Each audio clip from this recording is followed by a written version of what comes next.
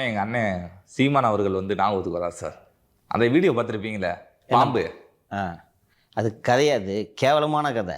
அதில் சொல்கிறாரு, பாம்பு கடிச்சு பாம்பு தேலெல்லாம் கடிச்சா பதறாமல் அதே இடத்துல நின்றுக்கிட்டே இருந்தால் விஷம் ஏறாதான். இப்படி ஒரு விஷயத்தை நீ கேள்விப்பட்டிருக்கீங்க எங்கேயாவது? பதட்டப்படாமல் இருந்தவனா விஷம் ஏறாமல் இருக்கு. அது பரவாயில்ல, பதட்டப்படாமல் இருன்னு சொல்கிறது உண்மையிலானது. நீங்கள் இது மாதிரி கடிச்சிங்கன்னா டக்குன்னு போய் ஒரு கயிறை கட்டிட்டு போய் மருத்துவமனைக்கு போங்கன்றது சரியான கயிறை கூட advice. கட்டக்கூடாது சொல்லிட்டாங்க சார் இப்பெல்லாம். சரி, நீங்க உடனே ஹாஸ்பிட்டலுக்கு போங்கன்றது தான் சரியான அட்வைஸ். பதறாதீங்க, ஹாஸ்பிட்டலுக்கு போயிடுங்க.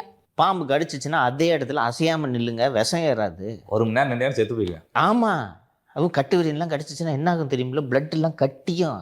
அதுக்கு தானேப்பா இவ்வளோ ரிசர்ச் எல்லாம் பண்ணி ஆன்டி வேணாம்லாம் எல்லா அரசு மருத்துவமனையிலும் ஸ்டாக் வைங்கன்னு சொல்லிட்டு இருந்தா ஒரு விஞ்ஞானி. அது சார், இந்த வயலில் ஃபஸ்ட்டு ஒருத்தன் போனானா, அப்போ வந்து தேள் கடிச்சா என்ன கடிச்சோ தெரில அப்படின்னு சொல்லிட்டு, அது பாம்பு தான் கடிச்சான் என்னன்னே தெரிலன்னு சொல்லிட்டு போயிட்டானா.